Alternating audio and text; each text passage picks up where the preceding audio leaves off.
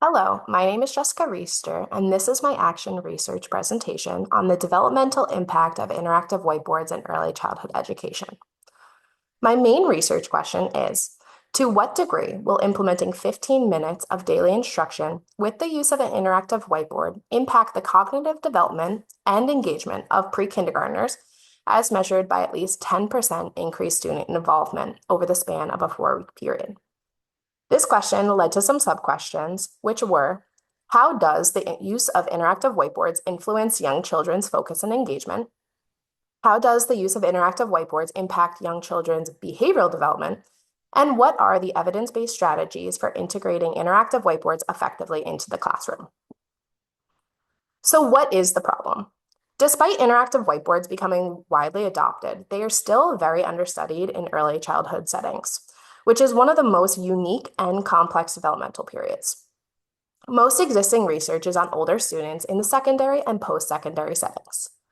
There are also mixed perspectives on what the long-term effects of integrating interactive whiteboards into the classroom are. Because of these issues, there is a huge research gap. So the research rationale. The reason why I chose this research topic is because it affects a lot of teachers. Currently, we live in a technological era where we often see some form of interactive whiteboards in the classroom, and students are using technology a lot.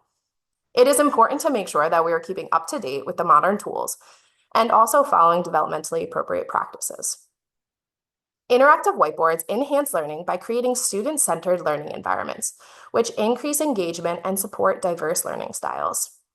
Interactive whiteboards also promote 21st century learning skills like teamwork, collaboration, and problem solving, which all align with the developmental needs of this period. The theoretical framework that supports this research follow those of Piaget and Vygotsky to create active participation and collaboration.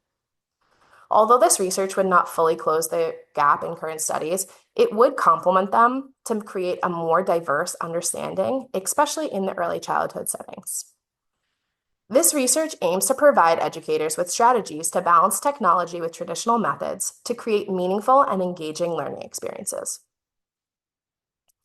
So this literature review focused on both the positives and the negatives of technology in education. Some of the findings were that using interactive whiteboards actually enhanced engagement and participation through interactive elements like animation, videos, and group activities. It also found that interactive whiteboards promote critical thinking and creativity by using multimedia tools, which also enhance cognitive development. There have been found to improve collaborative activities, support teamwork, and increase communication. Current studies found that without comprehensive teacher training programs, educators are actually only using the bare minimum of the interactive whiteboard's true potential. Researchers suggest that interactive whiteboards should complement the curriculum and the learning experiences that go with it, not replace traditional teaching methods. Lastly, schools need to have reliable technical support and provide resources to ensure that digital tools are being used effectively and consistently. Teachers should be provided with training on troubleshooting small issues so that they don't have to rely on tech specialists throughout the day. So the study. The study was conducted at Southfield Elementary School in the pre-kindergarten classroom. This classroom has 14 students and their ages 3 to 5. There were 8 males and 6 females, and 3 of those students are bilingual and they come from Spanish-speaking households. Overall, the classroom typically doesn't see a change in enrollment throughout the year, but it does have a consistent classroom routine, which is very helpful. So the study was conducted over 4 weeks with a mixed methods approach. The first and the fourth weeks did not include the interactive whiteboard. The second and the third weeks did, though. Each day, there was a 15-minute math lesson using either traditional methods or interactive elements. To complete the study, a few different tools were used, such as a pre- and post-assessment. This had already previously been integrated into the classroom, so it wasn't too big of a deal.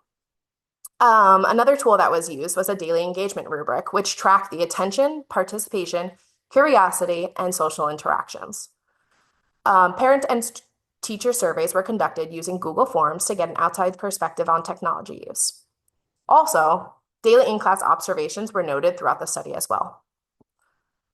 So although this research was pretty straightforward, there were some challenges, limitations, and assumptions that we had to know going into this study. So the first thing was that it was using a single classroom with a relatively small sample size.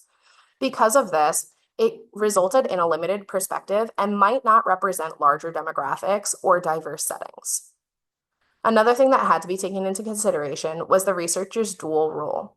Since I was not only the classroom teacher, but also the researcher, I might have influenced classroom dynamics or student behaviors without knowing.